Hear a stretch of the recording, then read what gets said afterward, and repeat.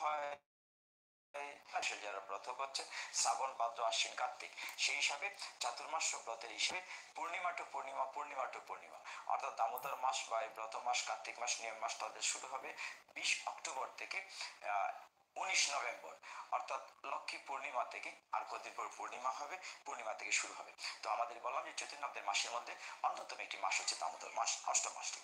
যে সবকিছু মিলিয়ে আজকে সন্ধ্যাটিতে আমরা অত্যন্ত দুঃখ ভারাক্রান্ত হৃদয়ে বসেছি। সনাতন ধর্মাবলম্বীদের অন্যতম পূজা শারদীয় দুর্গোৎসব শুরু হয়েছিল চমৎকার ভাবে, অত শেষের দিকে সেই সৌন্দর্যটি থাকেনি। আমাদের মানে বাক্রুদ্ধ, ভাষা ঠিক পাচ্ছি না কি করে কথা বলি, হৃদয়ে রক্তক্ষরণ হচ্ছে। তবে সবচেয়ে বড় কথা যে সনাতন ধর্মে ভগবান নিজে বলেছেন, যখন যখন ধর্মের হয়ে গ্লানি, অধর্মের অভ্যুত্থান, শ্রেয় মার্গহানি, তখন তখন আমি হই অবতার, অলৌকিক মমমায়া করিয়া বিস্তার, দুষ্টের দমন আর সৃষ্টের পালন করিবার হেতু করি করি অবতার, যুগে যুগে অবতীর্ণ হই বারবার। তো ভগবান যে কথা বলেছেন নিশ্চয়ই গীতা সেই কথা তিনি প্রতিপালন করবেন। যাই হোক, আমরা গীতায় অবগাহন করব। শেষে যদি সময় পাই ভক্তবৃন্দ, তাহলে আমরা দামোদর কার্তিক মাস বা নিয়ম মাস নিয়ে কয়েকটি নিয়মের কথা আস্বাদন করতে প্রয়াসী হব। কারণ আমি আরেকটি একাদশীতে যখন আলোচনায় যাব তার পূর্বে নিয়ম মাস শুরু হয়ে যাবে, কাজে আমরা সময় আর পাবো না এই বিষয়ে আলোচনা করার জন্য। যারা যুক্ত হচ্ছেন, আমি কারণ আমি উচ্চারণ করছি না, আমার অপরাধ নেবেন না, আমি দেখতে পাচ্ছি সকলেই আছেন। আমরা আস্বাদন করব ভগবানের অমৃত মুখ নিশ্চিত বাণী গীতা। অনেকে আজকে আমি যখন অ্যানাউন্সমেন্ট দিয়েছি দুপুরের দিকে যে আজকে 9টায় বসবো, অ্যানাউন্স না হলেও সকলেই থাকেন, মোটামুটি সকলকে জানা হয়ে গিয়েছে যে প্রতি একাদশীর রাত্রিবেলা আমরা যুক্ত হব, এবং এটা প্রায় 2 বছর হতে চলেছে, একটি ধারাবাহিক নিয়মে পর্যবসিত হয়েছে। আপনারা নিশ্চয়ই দুর্গাপূজায় আমি 5 দিন 6 দিন 6টা এপিসোড দিয়েছি। এটি গত বছর সরাসরি করেছিলাম ইউটিউব আমার চ্যানেল থেকে ডাউনলোড করে। আবার 6টি দিন, প্রথম দিন দেবী দুর্গার আবির্ভাব অলঙ্করণ, তারপর ষষ্ঠী, সপ্তমী, অষ্টমী, নবমী, দশমী, 5 দিনের 5টি এপিসোড সকালবেলা দিয়েছি। সারাদিন অনেকেই দেখেছেন, অনেক তথ্যাদিপূর্ণ এপিসোডগুলো দেওয়া হয়েছে, বিশেষ করে নতুন প্রজন্মের জানার আগ্রহ থেকে।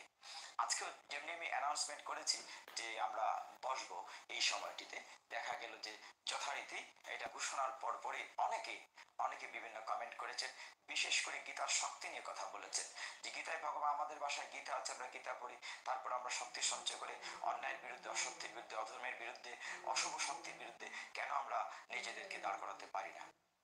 কেন পারি না? 1 নম্বর উত্তর হচ্ছে আমরা নিয়মিত গীতা পড়ি না। 2 নম্বর উত্তর হচ্ছে যে গীতা পড়লেও গীতা আমরা উপলব্ধি করি না। 3 নম্বর কথা হচ্ছে উপলব্ধি করলেও নিজের জীবনে সেটি প্রতিফলন ঘটায় না। গীতায় কোনো ধর্মগ্রন্থে বলা হয় নাই যে অন্যায়ের বিরুদ্ধে, অসত্যের বিরুদ্ধে দাঁড়ানো যাবে না। অন্যায়, অসত্য, অসুন্দরের বিরুদ্ধে দাঁড়ানোই হচ্ছে অন্যতম মানব ধর্ম, সত্য ধর্ম। এবং সেক্ষেত্রে বলা হচ্ছে শ্রীমদ ভগবদ গীতায় আমি ধারাবাহিক যতটুকু যাচ্ছিলাম, আপনাদের নিশ্চয়ই মনে আছে যে আমি অষ্টাদশ অধ্যায় মুখ্য যুগে গত একাদশীর এপিসোডে আমি এসেছিলাম 1 থেকে 20-22 মনে হয় 22 নম্বর শ্লোক পর্যন্ত আমরা কথা বলেছি। আমরা 23 নম্বর শ্লোক থেকে আজকে কথা বলবো। 18 নম্বর অধ্যায়টি অনেক বড়, 78টি শ্লোক।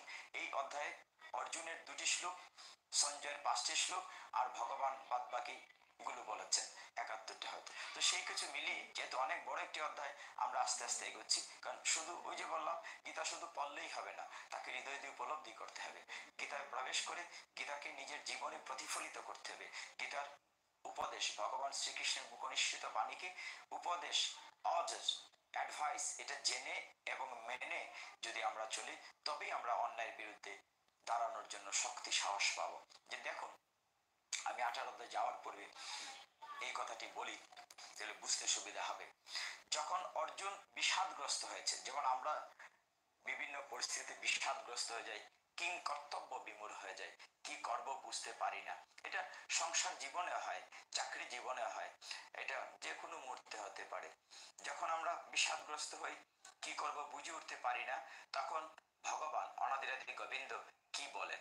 তিনি বলেছেন অর্জুনকে, অর্জুন মানে আমাদেরকে, সমগ্র জগৎবাসীকে লক্ষ্য করে ভগবান কি বলেছেন? বলছেন ক্লৈবং মাসমগম পার্থ ন এতৎ তৈ উপপদ্যতে ক্ষুদ্রম হৃদয়ম দুর্বল্যম ত্যক্তা উত্তিষ্ঠ পরন্তপ। দ্বিতীয় অধ্যায় সাংখ্য যুগের 3 নম্বর শ্লোক। আমি 18 অধ্যায় যাব, তার পূর্বে আজকে এই শ্লোকটি দিয়ে গীতা অধ্যয়ন শুরু করতে চাই। ভগবান বলছেন অর্জুনকে, হে পার্থ, এই সম্মানহানিকর ক্লীবত্বের বশবর্তী হয় না। আমরা কি ক্লীব হয়ে গিয়েছি? আমরা কি নির্জীব হয়ে গিয়েছি? আমরা একেবারে কি নিরক্ত, কি বলবো কথাটা, ক্লীব, আহ নপুংসক হয়ে গিয়েছি? অর্জুনের মতো দ্বিধাগ্রস্ত না। ভগবান এই ক্ষেত্রে তিনি তার উপদেশ দিয়েছেন। তিনি বলেছেন ক্লৈবং মাসমগম, তুমি হানিকর ক্লীবত্বের বশীভূত হয় না। এই ধরনের আচরণ তোমার পক্ষে অনুচিত। অর্জুন আমাদেরকে, ভগবান আমাদেরকে বলছেন যে নীরবে পিঠ পেয়ে মানে পিঠ পেতে কোনো কিছু পিঠা খাওয়া, মার খাওয়া, এটা অনুচিত। হে পরন্তপ, হৃদয়ের এই ক্ষুদ্র দুর্বলতা পরিত্যাগ করে তুমি উঠে দাঁড়াও, যুদ্ধ করো, উঠে দাঁড়াও। এই যে ভগবান বলছেন উঠে দাঁড়াও, উত্তিষ্ঠ বলছেন, উত্তিষ্ঠ পরন্তপ, আমাদের উঠে দাঁড়াতে হবে। এটা আমার কথা নয়, গীতার বাণী। ভগবান শ্রীকৃষ্ণ গীতায় বারবার বলছেন ক্লৈবং মাসমগম, তোমার ক্লীবত্ব ত্যাগ করো। তোমার এই অপৌরুষ মানে দুর্বলতা কেন? তুমি ওঠো, তুমি ক্লীবত্বের বশীভূত হয় না। এই ধরনের আচরণ তোমার পক্ষে অনুচিত। হে পরন্তপ, হৃদয়ের ক্ষুদ্র দুর্বলতা, আমাদের সমস্ত দুর্বলতা ত্যাগ করে ওঠার জন্য ভগবান গীতায় বারবার নির্দেশ দিয়েছে। আমরা শুরুই করেছেন, আপনারা দেখেছেন যে শ্রীমদ ভগবত গীতায় 18টি অধ্যায়ের মধ্যে প্রথম অধ্যায় প্রথম অধ্যায় অর্জুন বিষাদ যুগে ভগবান একটি কথা বলেননি। দ্বিতীয় অধ্যায় সাংখ্য যুগ, দ্বিতীয় অধ্যায় 2 নম্বর শ্লোক থেকে ভগবান বলতে শুরু করেছেন, এবং একদম শুরুর দিকে 3 নম্বর শ্লোক প্রথম দিকে যে কথাটি বলেছেন অর্জুনকে লক্ষ্য করে বলেছেন মাসমগম পার্থ নয় তয়ি উপপদ্যতে ক্ষুদ্রম হৃদয় দুর্বলং ত্যক্তা উত্তিষ্ঠ পরন্তপ। তুমি হৃদয়ের দুর্বলতা ত্যাগ করে উঠে দাঁড়াও, উঠে দাঁড়াও। অর্জুন তুমি উঠে দাঁড়াও। আমাদের সকলকে ভগবান উঠে দাঁড়াতে বলেছেন। উঠো, জাগো, অন্যায়ের বিরুদ্ধে, অসত্যের বিরুদ্ধে, অধর্মের বিরুদ্ধে হে অর্জুন তুমি যুদ্ধ করো। কাজে এই ক্লীবত্ব ত্যাগ করতে হবে। হে ভক্তবৃন্দ, আজকের এই সময়টিতে হরি বাসরে আমরা যেন পরমেশ্বর ভগবানের কাছে সেই শক্তি চাই, আমরা যেন সকলেই আমাদের ক্লীবত্ব ত্যাগ করে আমরা উঠে দাঁড়াতে পারি। ভগবান নিজে গীতায় বলছেন তুমি উঠে দাঁড়াও, উত্তিষ্ঠ পরন্তপ। যা হোক, আমরা অষ্টাদশ অধ্যায় যাব, 18 অধ্যায় মুখ্য যুগে যাব, যেখানে ভগবান আমাদের, নিশ্চয় আপনাদের মনে আছে যে 18 অধ্যায়টি শুরু হয়েছিল অর্জুনের একটি প্রশ্ন দিয়ে। প্রশ্নটি কি ছিল? অর্জুন জানতে চেয়েছিলেন প্রথম শ্লোকটিতে, what is the difference between sannyas এবং ত্যাগ, সন্ন্যাস এবং ত্যাগের পার্থক্যটি কি? এইটি প্রশ্ন রেখে অর্জুন শুরু করেছিলেন। তো 78টি শ্লোকের মধ্যে আমরা গত এপিসোডে একাদশীর দিন আমরা 23-22 পর্যন্ত এসেছিলাম, আমরা 23 থেকে আমরা শুরু করবো। 23 নং শ্লোকে ভগবান কি বলছেন যে 3টি বিষয় আপনি খেয়াল করেন যে প্রকৃতির যে 3টি গুণ আছে, আমাদের সত্য, রজ, তম, এই 3টি গুণ বিভিন্ন শব্দের সাথে যোগ করা হচ্ছে। যেমন মনে করেন সাত্ত্বিক কর্তা, তামসিক কর্তা, রাজসিক কর্তা, সাত্ত্বিক কর্ম, তামসিক কর্ম, রাজসিক কর্ম, সাত্ত্বিক জ্ঞান, তামসিক জ্ঞান, রাজসিক জ্ঞান। এইভাবে যারা যুক্ত হয়েছে, আমি নাম বলছি না, সবাইকে দেখছি আছেন, অনেক অনেক অনেক আমার বন্ধুরা আছেন, আমাদের স্বধর্মের, অন্য ধর্মের অনেকেই আছেন। সকলের প্রতি শ্রদ্ধা নিবেদন করে, সকলের প্রতি আমার বিনম্র শ্রদ্ধা জ্ঞাপন রেখে আমি ভগবানের মুখনিঃসৃত অমৃত বাণী আলোচনা করছি আজকের হরিবাসরে। সকল ধর্মের মূল কথাটি একটি জায়গায়, আমরা কেন বুঝতে চাই না, কেন অমানবিক হয়ে পড়ি, কেন আমরা অসুর হয়ে যাই, কেন আমরা আসরিক প্রবৃত্তিতে আমরা ঝাঁপিয়ে পড়ি, এর উত্তরও কিন্তু গীতায় ভগবান দিয়েছেন। 9ম অধ্যায়ে আপনারা দেখেছেন রাজবিদ্যা রাজগুহ্য যুগে অর্জুন কিন্তু কৃষ্ণকে জিজ্ঞাসা করেছিলেন যে আমরা এমন কখনো কখনো হয় আমি কাজটা করতে চাই না কিন্তু করে ফেলি, পরে অনুশোচনা হয়, আরে কেন কাজটি করলাম, হয় না? সংসার জীবনে হয় না? চলার পথে কোন একটি কাজ রাগের বসে, হুজুগ মাথায়, অবিবেকী চিন্তায়, অবিবেক ভাবে আমরা করে ফেলি, পরে চিন্তা করে কাজটা কেন করলাম। ভগবান তার উত্তর দিয়েছিলেন কাম এসো, ক্রোধ এসো, রজগুণ সমুদ্ভব, মানে রজগুণে প্রমত্ত হয়ে যখন আমার বিবেক লুপ হয়ে যায়, যখন আমার সুবুদ্ধি লুপ হয়ে যায়। গীতায় ভগবান উত্তর দিয়েছেন, বলেছেন যে কাম এসো ক্রোধ এসো রজগুণ সমদ্ভব। তখন আমার রজগুণ প্রবৃত্ত হয়, তখন আমার বিবেক সুচিন্তার যখন লুপ পেয়ে যায়, তখন আমি এমন কাজ করি, পরে আফসোস করি আরে কি করলাম। তখন আমি নিজের নিয়ন্ত্রণে থাকি না। এটা হচ্ছে ক্রোধ কাম ক্রোধ লোভ মোহ, এই বিষয়গুলো আমাকে যখন নিয়ন্ত্রণ করে, আমি যখন তাদেরকে নিয়ন্ত্রণ করতে পারি না, আমার নিয়ন্ত্রণ থাকার কথা। আমি যদি নিজেকে গোস্বামী বলি, গোস্বামী মানে দেহের স্বামী, এই যে 6টি রিপু কাম ক্রোধ লোভ মোহ মদ মাৎসর্য, এই 6 রিপুর উপর যদি কন্ট্রোল থাকে, তবে আমি প্রকৃতপক্ষে আমি সত্য সাত্বিকতায় আমি একজন প্রকৃত মানুষ।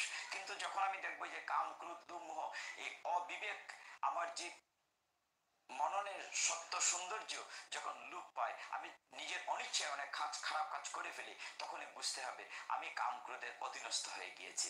অর্জুনের প্রশ্ন উত্তর সেটা দিয়েছিলেন ভগবান নবম অধ্যায় রাজবিদ্যা রাজগুচ্ছ যুগে। যাই হোক, আমরা অষ্টাদশ অধ্যায় আসি, যে জায়গাটিতে আজকে আলোচনা করার কথা। আমরা 22 নম্বর পর্যন্ত কথা বলেছি, আজকে হয়তো 23 থেকে কথা বলবো। হে ভক্তগণ, যে অত্যন্ত চমৎকার আমরা 18 অধ্যায়ে আছি। এই 18 অধ্যায় 23 নং শ্লোকে ভগবান কি বলেছেন? ভগবান বলেছেন যে নিয়তম, নিয়তম মানে কি? সব সময়। ভগবান বলছেন নিয়তম সংগরহিতম, নিয়তম সংগরহিতম, বলছেন অরাগ দেশত কৃতম মানে রাগ দেশ ছেড়ে, অফল প্রশ্ন না কশ্যত ইয়াত্ত সাত্বিকম উচ্চতে। মানে 3টা রকম কর্মের কথা বলা, কর্তার কথা বলা হচ্ছে। সাত্বিক কর্তা, রাজসিক কর্তা, তামসিক কর্তা। এই বিষয়গুলো আমি বলেছি 18 অধ্যায়। এই জড়জাগতিক যে 3টি গুণ সত্য রজ তম, এই 3টি গুণ বিভিন্ন শব্দের সাথে 40 নম্বর শ্লোক পর্যন্ত যুক্ত করা হয়েছে, 1 থেকে 40 পর্যন্ত। কি যুক্ত করা হয়েছে? যেমন সাত্বিক কর্ম, রাজসিক কর্ম, তামসিক কর্ম। কাকে বলে? সাত্বিক কর্তাকে, রাজসিক কর্তাকে, তামসিক কর্তাকে। এত সূক্ষ্ম গীতার জ্ঞান ভগবান দিয়েছেন এই অধ্যায়টিতে। অত্যন্ত মনোযোগ সহকারে না শুনলে হৃদয়ঙ্গম করা যাবে না, অনুধাবন করা যাবে না। কেউ কেউ আজকে প্রশ্ন রেখেছেন যে আমি গীতা পড়ে কি হবে? আমার ঘরে 2টো গীতা আছে, একাধিক গীতা আছে, আমি পড়ি, গীতা পড়ে যদি আমি অন্যায়ের বিরুদ্ধে দাঁড়াতে না পারলাম, অসত্যের বিরুদ্ধে না দাঁড়াতে পারলাম, আমি ক্লিব হয়ে থাকলাম, তাহলে গীতা পড়ার লাভ কি? উত্তরটা গীতার দোষ নয়, উত্তরটা আমার দোষ। ভগবানের জন্য বলছেন অর্জুনকে তোমার ক্লিবত্ব ত্যাগ করো। আমি কি ত্যাগ করছি? নিশ্চয়ই না। আমরা হৃদয় দিয়ে যদি গীতা পাঠ করি, হৃদয় দিয়ে গীতাকে যদি অনুধাবন করি, গীতা আমার শক্তি অবশ্যই দেবে অন্যায়ের বিরুদ্ধে, অসত্যের বিরুদ্ধে, অশুভ শক্তির বিরুদ্ধে। আমরা 23 নম্বর শ্লোকে যাচ্ছিলাম, সেখানে ভগবান বলছেন যে ফলের কামনা শূন্য ও আসক্তি রহিত হয়ে যদি আমরা কোনো কাজ করি, রাগ দেশ বর্জন করে, এবং সেটি যদি আমার নিত্য কর্ম হয়, এই কর্মটিতে বলা হচ্ছে সাত্বিক কর্ম। একইভাবে রাজস্বিক কর্ম কোনটা বলা হচ্ছে? তার উল্টোটা, যদি আকাঙ্ক্ষা থাকে, অহংকার থাকে, তাকে বলা হচ্ছে রাজস্বিক কর্ম। এইভাবে তামসিক কর্মের কথা 25 নং শ্লোকে বলা হয়েছে। ভগবান বলছেন যে আমাদের ভাবি বন্ধন, ভবিষ্যতে আমরা মায়ের বন্ধনে বন্ধিত হব, এইরকম যদি জ্ঞান হয়, এরকম ধর্ম জ্ঞানেদের কথা, হিংসা মোহবশত আমরা যদি মোহবশত কোনো কার্য করি, তাই হচ্ছে আমাদের তামসিক কর্ম।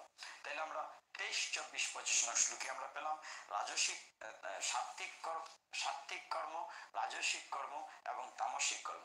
ভগবান বলছেন, আপনাদের স্পষ্টত বলছেন ভগবান 25 নং শ্লোকে, অনুবন্ধম ক্ষয়ং হিংসা, বলছেন যে হিংসাম অনপেক্ষ পৌরসম মহাত আরব্যতে কর্ম ইয়ৎ তৎ তামসম উচ্চতে। ভগবান কি বলছেন?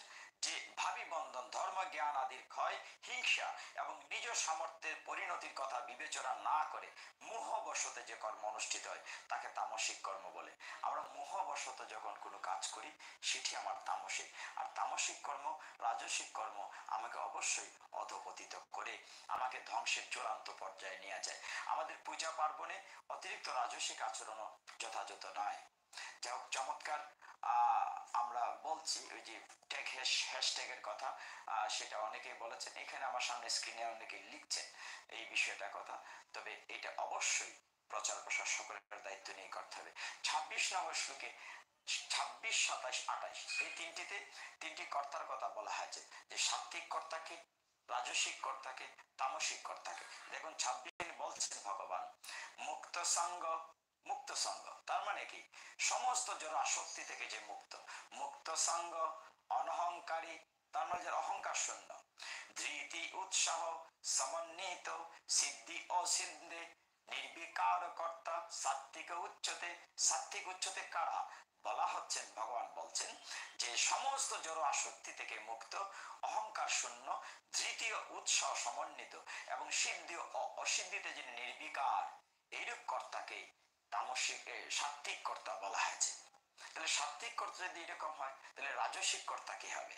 27 ভগবান বলছেন রাগী কর্মফল প্রশ্ন লুব্ধ, হিংসাত্মক, অসুচি, হর্ষ শোকান্বিত, কর্তা রাজস পরিকীর্তিত। ভগবান বলছেন কর্মাসক্ত, কর্মফলে আকাঙ্ক্ষী, লুভী, হিংসা প্রিয়, অসুচি, হর্ষ, অসুখযুক্ত যে কর্তা সে রাজসিক কর্তা বলে চিহ্নিত হবে।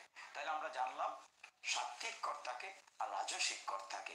একইভাবে তামসিক কর্তার কথা বলা হচ্ছে 28 নং শ্লোকে। ভগবান বলছেন অযুক্ত প্রাকৃত, অযুক্ত মানে বলা হচ্ছে অনুচিত কার্যপ্রিয়, অযুক্ত মানে অনুচিত কার্য যেটা উচিত নয়, অযুক্ত প্রাকৃত স্তব্ধ, শট নৈষ্কৃতিক, অলস, বিষাদি দীর্ঘসূত্রিচ, কর্তা তামস উচ্চতে। ভগবান বলছেন যে অনুচিত অনুচিত কর্ম যারা কার্য করে, যারা যাদের কাছে এটা খুব প্রিয়, যারা জড় চেষ্টাযুক্ত, অনম্র, যারা নম্র নয়, শট মানে ঠকাঠকি করে, অন্যের অবমানকারী।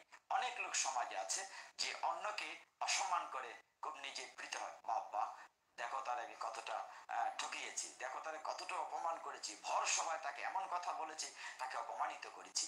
এই এই যারা আচরণ করে সেই সকল কর্তাকে তামসিক কর্তা বলা হচ্ছে। গীতায় ভগবান 28 নং শ্লোকে 18 অধ্যায়ে বলছেন যে বিষাদযুক্ত দীর্ঘসূত্রী যে কর্তা তাকে তামসিক কর্তা। দীর্ঘসূত্রী মানে যে কোনো একটা ভালো কাজ বা কোনো একটা মীমাংসা আজকে হয়ে যেত, দেখা যায় যে না ঠিক আছে আজকে না আরো কিছুদিন পরে যাক, প্রলম্বিত হোক। অনেক সময় মানে ঠিক আছে হবে হবে করে নেবো করে নেবো, এই করতে করতেই মানুষের অনেক বিপদ আসে, অনেক অসুবিধা হয়, আচ্ছা পরে দেখবো পরে করবো। এই ক্ষেত্রে ভগবান বলছেন এই আচরণ গুলাকে যারা করেন তাদেরকে বলা হচ্ছে তামসিক কর্তা। তাহলে কি দাঁড়ালো? সাত্বিক, রাজসিক, তামসিক 26, 27, 28, 29, 30, 31 আমরা যাবো যে 29, 30, 31 কে ভগবান বলছেন চমৎকার। 29 বলছেন আমাদের শ্রবণ করার কথা। এই কথাটি আমরা বারবারই বলে থাকি তৎশ্রীণু, শ্রীণু মানে শ্রবণ করো। অর্জুনকে ভগবান বারবার বলছেন মন দিয়ে শুনো, এই জন্য গীতা শুনতে হবে, প্রথমত শুনতে হবে। শোনার কথা বলছেন হে ধনঞ্জয়, জড়া প্রকৃতির ত্রিগুণ অনুসারে বুদ্ধি ও ধৃতির যে ত্রিবিধ ভেদ আছে, মানে বুদ্ধি এবং ধৃতি, ধৃতি মানে আমাদের ধৈর্য বা সংকল্প যাই বলে, তা আমি বিস্তারিত ভাবে পৃথক ভাবে বলছি, তুমি শ্রবণ করো। ভগবান 29 নং শ্লোকে এসে বলছেন হে অর্জুন তুমি শ্রবণ করো, যে 3 প্রকার এগুলো বলছেন। 29 যাওয়ার পরে 30, 31, 32 বুদ্ধির কথা বলা হচ্ছে। বুদ্ধিও 3 প্রকার বলা হচ্ছে, একটা হচ্ছে সাত্ত্বিক বুদ্ধি, একটি রাজসিক বুদ্ধি, একটি তামসিক বুদ্ধি। ওই যে বললাম 1 থেকে 40 পর্যন্ত এরকম জড়া প্রকৃতির 3টি গুণ, রাজসিক, তামসিক, সাত্ত্বিক, এই 3টি গুণ জড়া প্রকৃতির এই ত্রিবিধ গুণ বিভিন্ন শব্দের সাথে যুক্ত হয়েছে। এবার যুক্ত হচ্ছে বুদ্ধির সাথে। 30, 31, 32 ভগবান 30 বলছেন সাত্ত্বিক বুদ্ধির কথা, 31 বলছেন রাজসিক বুদ্ধির কথা এবং 32 বলছেন তামসিক বুদ্ধি। 30 বলছেন ভগবান প্রবৃত্তিম চ নিবৃত্তিম, কি সুন্দর দেখেন, প্রবৃত্তিম চ নিবৃত্তিম চ কার্য অকার্যে, ভয় অভয়ে বন্ধম, মোক্ষম চ ইয়া ব্যক্তি বুদ্ধি ও পার্থ সাত্ত্বিকী। ভগবান বলছেন হে পার্থ, যে বুদ্ধির দ্বারা প্রবৃত্ত নিবৃত্তি, কার্য অকার্য, ভয় অভয়, বন্ধন মুক্তি এই সকলের পার্থক্য জানতে পারা যায়, সেই বুদ্ধি সাত্ত্বিকী। কিরকম বুদ্ধি? যিনি কোনটি ভালো কোনটি মন্দ, কোনটি ভয় কোনটি অভয়, কোনটি পাপ কোনটি পুণ্য, এই বিষয়টা যারা বুঝতে পারে, কর্ম কর্ম সব বিভেদ বুঝতে পারে, সেই বুদ্ধিটাকে বলা হচ্ছে সাত্ত্বিকী বুদ্ধি। 31 বলা হচ্ছে যে বুদ্ধির দ্বারা কর্ম অধর্ম এবং কার্য অকার্য আদির পার্থক্য আমরা সম্যকরূপে জানতে পারি না, সেটাতে রাজসিক বলা হচ্ছে। প্রথমটা হচ্ছে যেটা বুঝতে পারি সেটা সাত্ত্বিক, যখন বুঝতে পারি না রাজসিক। আর তামসিকে বলা হচ্ছে অধর্মের কথা, অধর্মম অধর্মম ধর্মম ইতিয়া অন্যতে তমসা আবৃতা সর্বাত্তান বিপরীতান চ বুদ্ধি ইয়া পার্থ তামসী। ভগবান বলছেন হে পার্থ, যে বুদ্ধি অধর্মকে ধর্ম, সমস্ত বস্তুকে বিপরীত বলে মনে করে, তমসাবৃত সেই বুদ্ধি তামসিকী। আমাদের কোনটি প্রকৃত ধর্ম, কোনটি অধর্ম, এই ডিফারেন্স যারা আমরা বুঝতে পারি না, যে বুদ্ধির কারণে বুঝতে পারি না, সেই বুদ্ধিটাকে বলা হচ্ছে তামসিক বুদ্ধি। এইভাবে তিনি 30, 31, 32 গিয়েছেন। 33, 34, 35 ধৃতির কথা বলা হচ্ছে। ধৃতি ধৈর্য বলেন বা ধৃতি সংকল্প বলেন। এই ধৃতি ধৈর্য আবার 3 প্রকার বলা হচ্ছে, যে সাত্ত্বিক ধৃতি, রাজসিক ধৃতি এবং তামসিক ধৃতি। এই 3টি বিষয়ের কথা বলা হচ্ছে। কেন বলা হচ্ছে? যে ভগবান বলছেন যে এই ক্ষেত্রে 3 প্রকার ধৃতির কথা বলা হচ্ছে। একটি হচ্ছে সাত্ত্বিক ধৃতি, একটি রাজসিক ধৃতি, একটি তামসিক ধৃতি।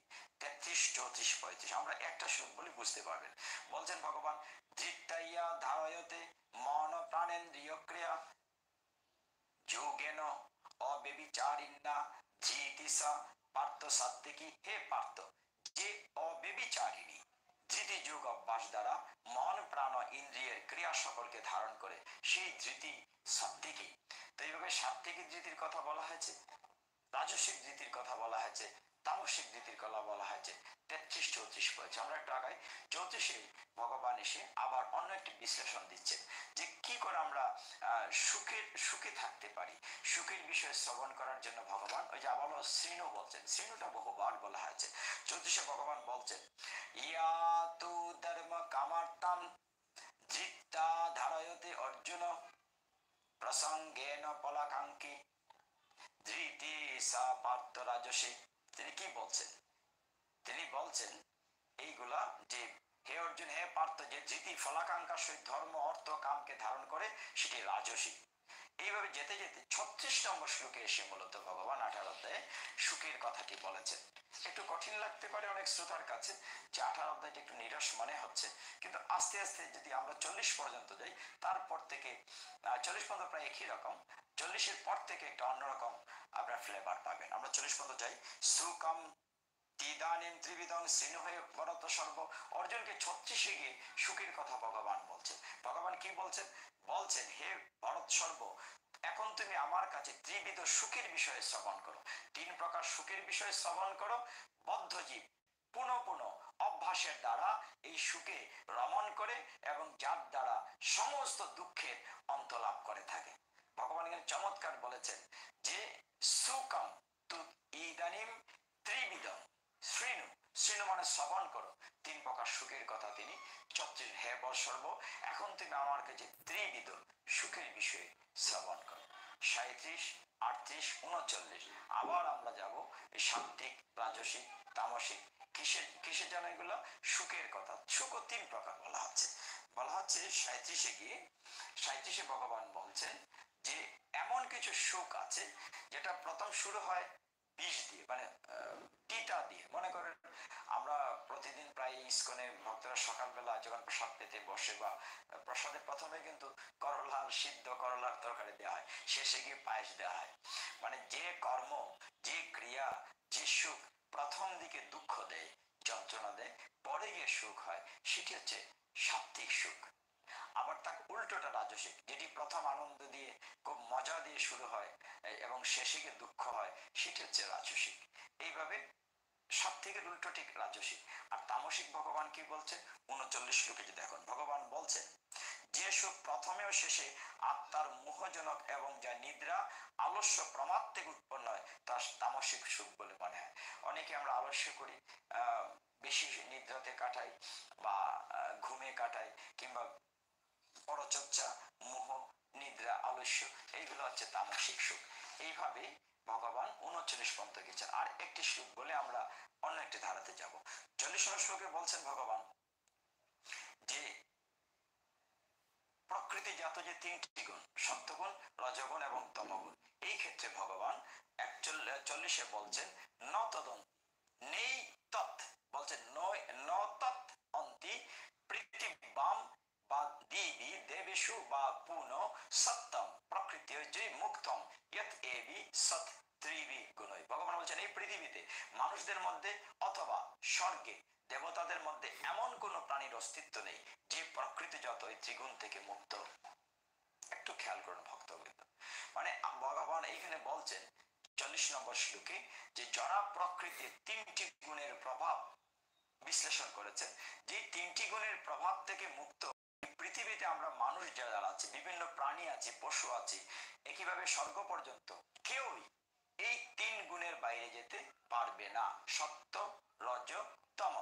এটা বিভিন্নভাবে বিশ্লেষণ করে তিনি কনক্লুশন টেনেছেন 40 এসে ভগবান, যে এই 3টি গুণের বাইরে আমরা কেউ যেতে পারি না, সেটা মর্তেই হোক কিংবা স্বর্গেই হোক। এইবার ওই যে বললাম 41 থেকে আমরা একটু অন্য ধারায় চলে আসব।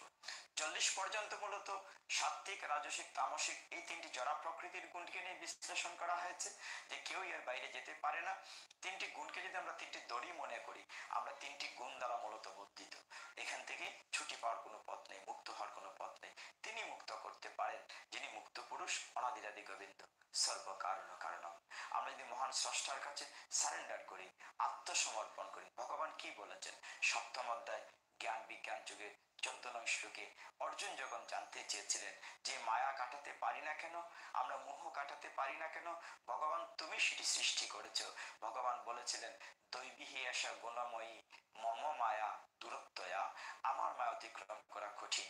পরের লাইনে ভগবান 14 নং শ্লোকে 7ম অধ্যায় বলছিলেন মাম এব যে প্রপদ্যন্তে মায়া মে তাম তরন্তিতে, আমার কাছে যে আত্মসমর্পণ করে আমি তার মায়ার বাঁধন কেটে দিই।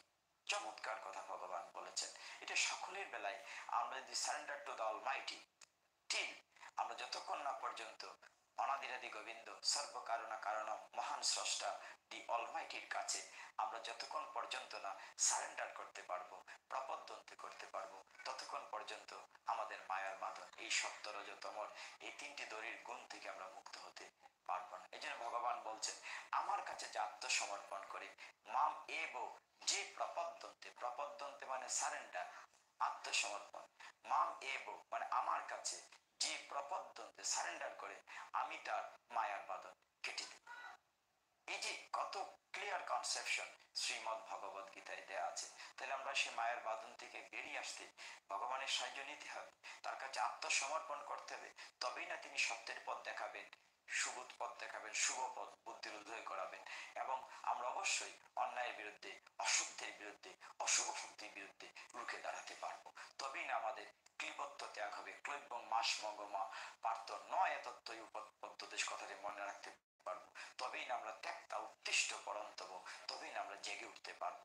আমরা আরেকটু আগে 41 নম্বর শ্লোক 40 গিয়ে বলেছেন যারা প্রকৃতির 3টি গুণের কথা বিশ্লেষণে সামিং আপ করেছেন সত্যরজগতম। 41 থেকে ভগবান 3টি চমৎকার, আমরা খুব বেশি যাব না, হয়তো আমরা কার্তিক মাহাত্ম্য নিয়ে কিছু কথা বলবো। 41, 42, 43, 44, ঠিক আছে 44 পর্যন্ত যাই। আমাদের 78টি শ্লোক তো আরো একদিন লাগবে, আজকে 44 গেলেও তো অনেক থাকবে, আরো 34টির মতো থাকবে। যা হোক, তো তিনি 41-এ, 42-এ, 43-এ কি দিয়েছেন ভগবান আলোচনা?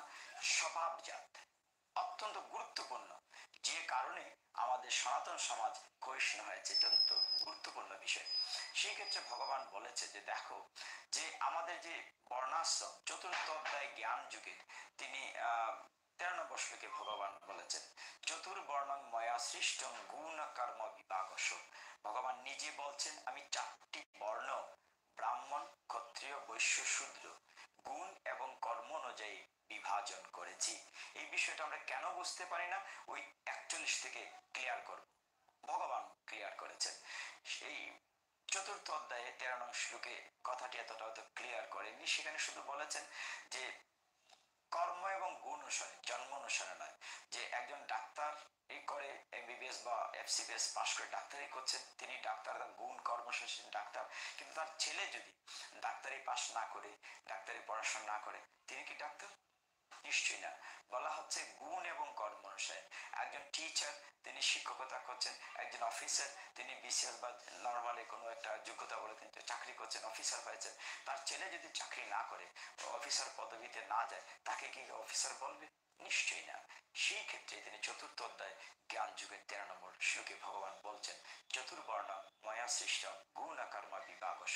আমি 4টি বর্ণ তৈরি করেছি গুণ এবং কর্ম অনুসারে। তারই রিলেটিভ মানে ধারাবাহিকতায় ভগবান 41 নম্বর শ্লোকে এসে ব্রাহ্মণ ক্ষত্রিয় বৈশ্য শূদ্রের স্বভাবজাত গুণগুলো বলেছেন, যে এই গুণগুলো যদি থাকে, এই স্বভাবজাত গুণগুলো যদি সে ধারণ করে, লালন করে, পালন করে, তবে সে ব্রাহ্মণ, তবে সে ক্ষত্রিয়।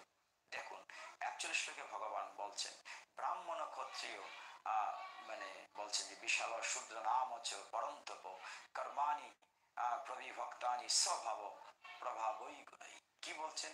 41 বলছেন, হে পরন্তপ, স্বভাবজাত গুণ অনুসারে ব্রাহ্মণ ক্ষত্রিয় বৈশ্য শূদ্রের কর্মসমূহ বিভক্ত হয়েছে। কি বলছেন? স্বভাবজাত, কথাটা খেয়াল করেন, স্বভাবজাত। যেমন 42 নম্বর শ্লোকে এসে ভগবান 9টি স্বভাবজাত গুণের কথা বলেছেন, যে এই 9টি গুণ যদি একজন ধারণ করে তিনি ব্রাহ্মণ হবেন। এই জন্য 9 গুণ শব্দটা হচ্ছে লগুণ, যে পৈতাদারী ব্রাহ্মণরা একটি সুতা, আপনার পৈতা বা আপনার বলেন বাংলায় যেটা পৈতা বলি, লগুণ মানে 9 গুণ, এই 9টা গুণের প্রতীক রূপে 9টি সুতা তারা ব্যবহার করে থাকেন। এখানে ভগবান স্পষ্টত বলেছেন যে কোন 9টি গুণ, কোন 9টি স্বভাবজাত গুণ থাকলে একজন ব্রাহ্মণ হবেন। তিনি বলেছেন পরিষ্কার, সমদম তপ শৌচম ক্ষান্তি আর্জবম এবচ জ্ঞানম বিজ্ঞানম আস্তিক্যম ব্রহ্ম কর্ম স্বভাবজম।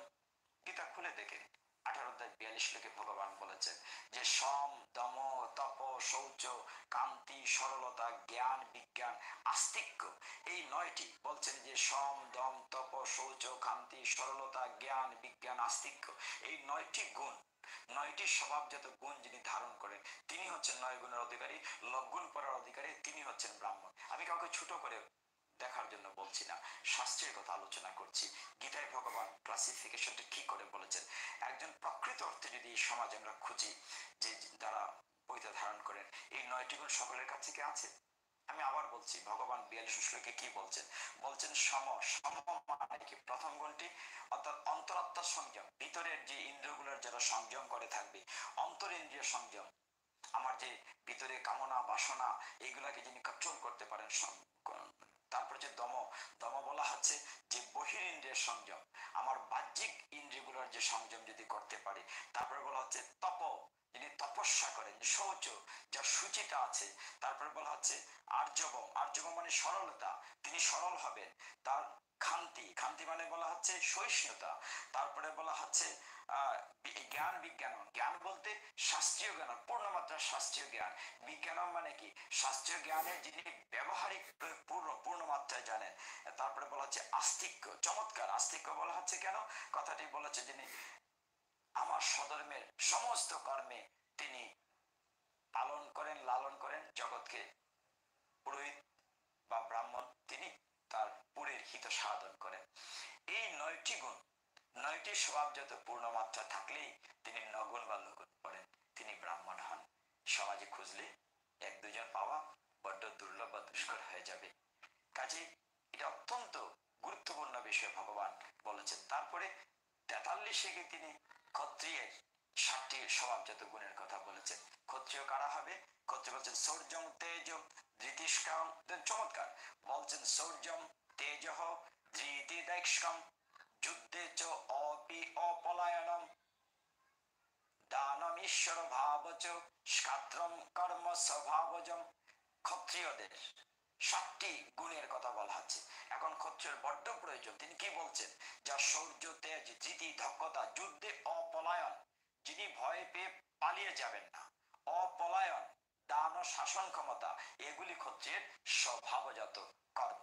এই 9টি বলা হয়েছে ব্রাহ্মণের স্বভাবজাত কর্ম, আর এই 7টি বলা হচ্ছে ক্ষত্রিয়দের স্বভাবজাত, যারা পলায়নপর নয়, যাদের শৌর্য আছে, বীর্য আছে, তেজ আছে, ধৃতি আছে, দক্ষতা আছে, যুদ্ধে অপলায়ন, যারা দান করে, যারা শাসন ক্ষমতা পরিচালনা করতে পারে, এই যাদের দক্ষতা আছে তারা হচ্ছে ক্ষত্রিয়। 9টি বলা হচ্ছে ব্রাহ্মণের বেলা স্বভাবজাত গুণ, ক্ষত্রিয় বেলা 7টি বলা হচ্ছে, বৈশ্যের বেলা 3টি, শূদ্রের বেলা 1টি। কি বলা হচ্ছে? 44 শ্লোকে ভগবান বলছেন কৃষি গুরক্ষা বাণিজ্যম বৈশ্য কর্ম স্বভাবজম পরিচর্যা আত্মকম কর্ম শূদ্রস্যপি সমাবজম। ভগবান বলছেন কৃষি গুরক্ষা ও বাণিজ্য এই কয়েকটি বৈশ্যের স্বভাবজাত কর্ম এবং পরিচর্যাত্মক কর্ম হচ্ছে শূদ্রের স্বভাবজাত কর্ম। এটা একটু বিশ্লেষণের প্রয়োজন রাখে। বিশ্লেষণটা প্রয়োজনটা কেমন রাখে যে একটা সময় প্রকৃত ব্রাহ্মণ প্রকৃত ক্ষত্রিয় ছিল কতক্ষণ পর্যন্ত? শাস্ত্র বলছে দাপর যুগ পর্যন্ত। দাপর যুগের শেষ পর্যায়ে এসে অর্জুনের পুত্র মানে নাতি পরীক্ষিত মহারাজ যখন সৌমিক ঋষির ছেলে শৃঙ্গি ঋষি কর্তৃক অবিসম্পাদিত হয়েছিলেন, তার আয়ু মাত্র 7 দিন আছে। কেন? পরীক্ষিত মহারাজ কলির প্রভাবে তিনি ধ্যানস্থ ঋষি সৌমিকের গলায় জল পেয়ে না পেয়ে তার গলায় একটি মরা সাপ ঝুলিয়ে দিয়েছিলেন। তা দেখে তার পুত্র শৃঙ্গিমুনি তাকে অভিসম্পাদিত করেছিল, হে রাজন, তুমি আমার পিতাকে অপমানিত করেছো, অবশ্যই তুমি 7 দিনের মাথায় তক্ষক কর্তৃক ধ্বংসিত হবে।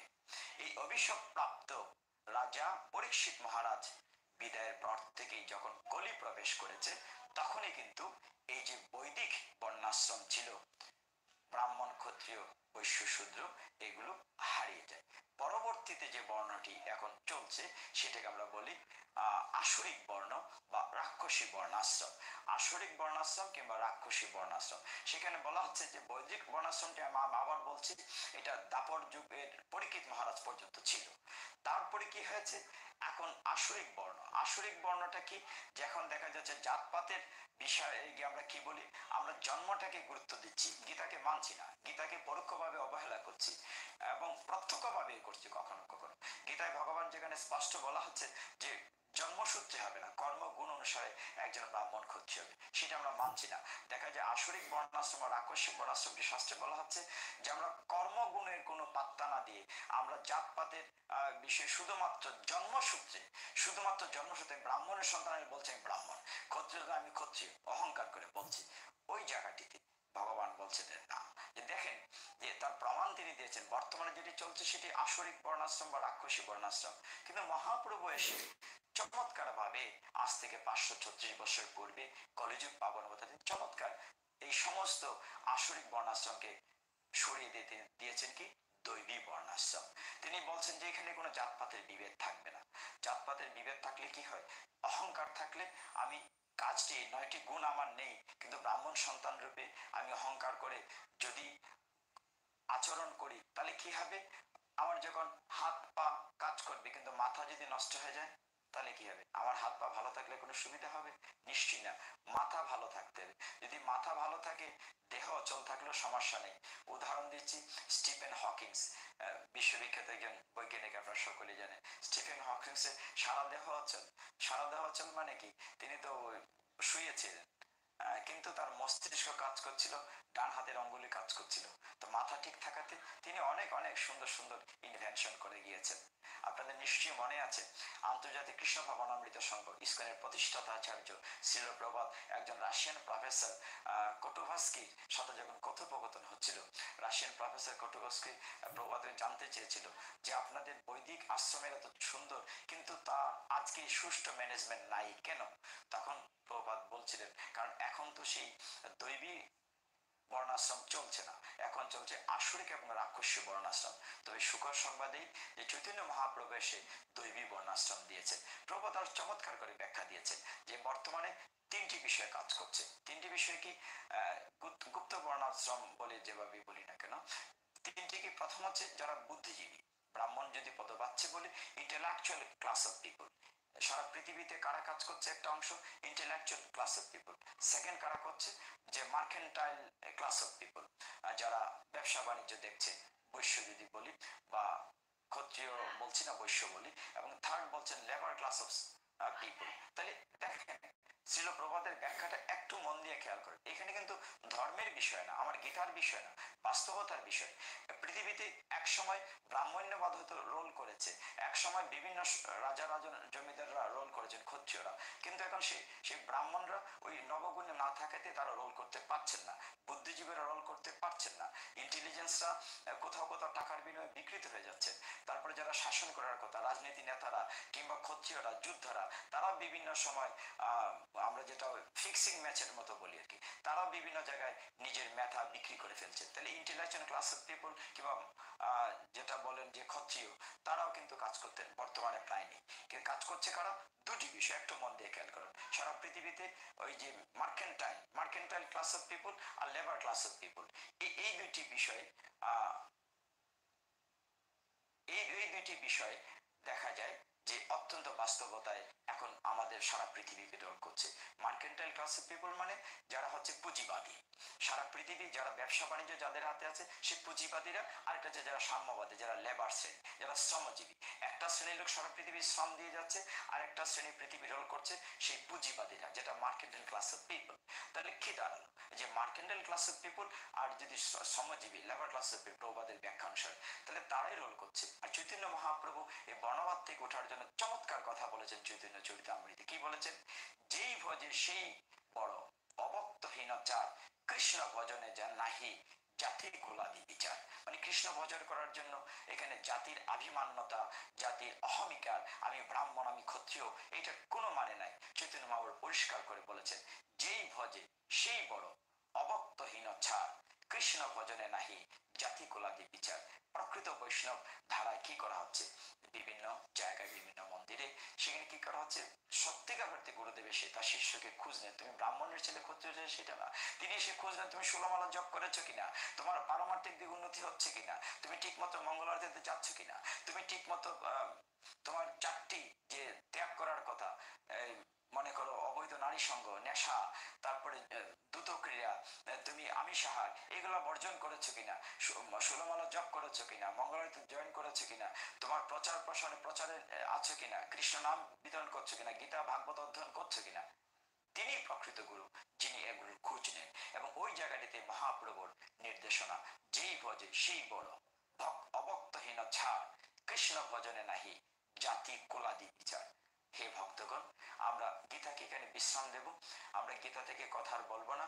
আমাদের এখন যেটা সবচেয়ে বেশি দরকার সেটি হচ্ছে আমরা প্রত্যেককে সুস্থ সুন্দরভাবে সত্য সুন্দর উপাসনায় থাকতে হবে।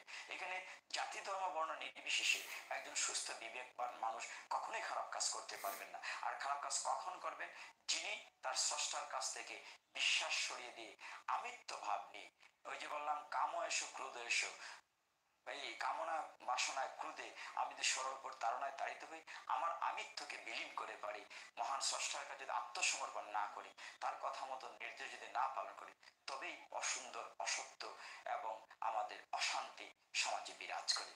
আমরা আরেকটা কথা বলার জন্য শুরুতে বলেছিলাম ইন্ডেক্সে, যে আমরা কাল বাদে পরশু 2 দিন পরেই যেহেতু আমাদের দামোদর মাস কিংবা কার্তিক ব্রত মাস শুরু হচ্ছে, এই সম্পর্কে দু একটি কথা বলেই শেষ করবো, হয়তো 5 মিনিটে আমরা শেষ করবো, অনেক রাত হয়ে গিয়েছে। বলা হচ্ছে আমাদের শাস্ত্রে, হরি ভক্তি বিলাস আমার পিছনে আছে, সেখানে বলা হচ্ছে হরি জাগরণ প্রাত স্নানম তুলসী সেবনম উদযাপনম দীপদানম ব্রত ব্রতান্নেতানি কার্তিকে। যে কার্তিক মাসে যে 5টি বিষয় অত্যন্ত গুরুত্বপূর্ণ দেখা যাচ্ছে আমাদের সনাতন শাস্ত্রে, যে 3টি মাস অত্যন্ত গুরুত্বপূর্ণ, কার্তিক মাস, মাঘ মাস এবং বৈশাখ মাস। তো কার্তিক মাস আমরা কেউ বলি নিয়ম মাস, কেউ বলে দামোদর মাস, কেউ বিভিন্ন নামে বলে থাকি। কেউ হয়তো পয়লা কার্তিক থেকে পূর্ণ মাসে 1 মাস নিয়ম মেনে চলেন, কেউ হয়তো আজকে একাদশী থেকে মাঝখানে একটা একাদশী শেষ করেন, কেউ হয়তো আগামী 20 তারিখ লক্ষ্মী পূর্ণিমা থেকে শুরু করবেন, অর্থাৎ 1 মাস সময় নিয়ম পালন। কি নিয়ম পালন করবেন? বলা হচ্ছে যে রাত্রি শেষে হরি জাগরণ, ভোরবেলা উঠতে হবে, ব্রাহ্ম মুহূর্তে। ব্রাহ্ম মুহূর্ত সম্পর্কে সকলেই আমরা জানি, বহুবার বলেছি, সূর্যোদয়ের 1 ঘন্টা 36 মিনিট পূর্ব সময়টাকে ব্রাহ্ম মুহূর্ত বলে। এই সময়টায় উঠে স্নান করতে হবে। প্রথম কাজটি হচ্ছে রাত্রি শেষে হরি জাগরণ, হরি জাগরণ প্রাত স্নান, ভোরবেলা স্নান করতে হবে ওই ব্রাহ্ম মুহূর্তে উঠে। তুলসী সেবনম, তুলসীর সেবা করতে হবে। তারপর বলা হচ্ছে উদযাপনম দীপ দানম, আর উদযাপন করবো এবং দীপ দান, ভগবান উদ্দেশ্যে বিভিন্ন মন্দিরে আপনাদের দীপ দান করতে হবে। বলা হচ্ছে দীপ দানম, তারপরে কি করতে হবে, ব্রতান্নে তানি কার্তিকে, কার্তিক মাসে এগুলো হচ্ছে আমাদের একমাত্র সার্প মুক্তি লাভের পথ। অনেকেই মথুরা মণ্ডলে বাস করেন, যদি মথুরা মণ্ডলে বাস করতে পারেন খুবই উত্তম, আর যদি না পারেন মন্দিরে বাস করতে পারেন 1 মাস, তাহলে যদি সময় গৃহে বাস করেন অসুবিধা কি, কিন্তু এই 5টি নিয়ম যদি আমরা মানতে পারি, হরি জাগরণ, প্রাত স্নানম তুলসী সেবনম, আমরা ব্রহ্ম মুহূর্তে উঠবো, উঠে স্নান করব, অবশ্যই অবশ্যই ভোরে স্নান করতে হবে এই 1 মাস, এবং তুলসী সেবা করতে হবে, নাম জপ করতে হবে বেশি করে। সাধারণত আমরা বলা হয় থাকে শাস্ত্রে যে চমৎকার বলা আছে, অন্য মাসে যাই করি না কেন এই মাসে আমরা যে কাজই করব 1000 গুণ, 1000 গুণ পূর্ণ হয়ে যাবে। আমি যদি 16 মালা জপ করি 16,000 মালা জপ হয়ে যাবে, আমি যদি 1 মালা করি 1000 মালা হয়ে যাবে। কারণ এই সময় যত বেশি করা যায় তত বেশি করতে হবে। বলা হচ্ছে যে হরিভক্তি বিলাসে এই তার সংকল্প সম্পর্কে বলা আছে, 16 172 শ্লোকে প্রার্থনার কথা বলা আছে, 16 173 অর্ঘ্যদানের কথা বলা আছে, 16 174 175। আমি ডিটেলস আজকে যাচ্ছি না, কারণ এমনিতে অনেক সময় হয়ে গিয়েছে। বৈদিক এই যে নিয়মগুলো আমরা যেন অবশ্যই মেনে চলি, এই কার্তিক মাসে আমরা যেন সকলে গড়ে উঠতে পারি, আমরা সকলে যেন প্রাতঃস্নান করি, তুলসী সেবন যেন করি, দীপদান যেন করি মন্দিরে গিয়ে, আপনারা সকলে যেন ভগবানের চিত্রপটে দামোদরের আমরা যে চরণে 4 বার, নাভিমূলে 2 বার, মুখমণ্ডলে 3 বার, সারা দেশ আমরা করি, তো মন্দিরে গিয়ে করি, দীপদান যেন অবশ্যই করি, গৃহে গৃহ করা যায়, আমরা ভগবান দামোদরের চিত্রপট নিয়ে করতে পারি। আমরা সামনের একাদশীতে যেহেতু দামোদর মাসেই থাকবো, তখন দামোদর লীলা নিয়ে আমরা মাহাত্ম্য আস্বাদন করব। আজকের কথা বাড়াচ্ছি না, আমার ভুল ত্রুটি ক্ষমা করবেন, অধিক রাত্র হয়ে গিয়েছে। আর সবচেয়ে বড় কথা শুরু করেছিলাম যে কথাটি দিয়ে, যে হে সনাতন ধর্মাবলম্বী তোমরা ওঠো জাগো, ভগবান বলছেন, কি বলছেন, ত্যক্তা কয়েক দুর্বলং ত্যক্তা, তোমার দুর্বলতা ত্যাগ করে, ক্ষুদ্রম হৃদয় দুর্বলং ত্যক্তা উত্তিষ্ঠ পরন্তপ, উঠে দাঁড়াও, উঠে দাঁড়াও অর্জুন, উঠে দাঁড়াও। তা আমাদের উঠে দাঁড়ানোর সময় হয়েছে, সকলকে আবারও দণ্ডবত প্রণিপাত নিবেদন করে আজকের মতো এখানে বিশ্রাম নিচ্ছি। ভুল ত্রুটি ক্ষমা করবেন, আগামী খুব শীঘ্রই আরেকটি এপিসোডে নিশ্চয়ই দেখা হবে, অন্তত একাদশী হরিবাসরে। ততক্ষণ পর্যন্ত সকলে ভালো থাকুন, সকলে শান্তি থাকুন, সর্বে সুখিনো ভবন্তু, সর্বে সন্তু নিরাময়া, সর্বে ভদ্রাণি পশ্যন্তু, মা কশ্চিৎ দুঃখ ভাগ ভবেৎ। পৃথিবীর সকল প্রাণী সুখ, কেউ যেন দুঃখ ভোগ না করে। ওম শান্তি শান্তি শান্তি। আমার ভুল ত্রুটি ক্ষমা করবেন। ওম যদস্কর পরিভ্রষ্ট মাত্রাহীনং চ যদ্ভবেৎ পূর্ণং ভবতু তৎসর্বং প্রসাদাৎ জনার্দনম। হরে কৃষ্ণ কৃষ্ণ কৃষ্ণ হরে হরে, হরে রাম রাম রাম হরে হরে। হরে তৎসৎ।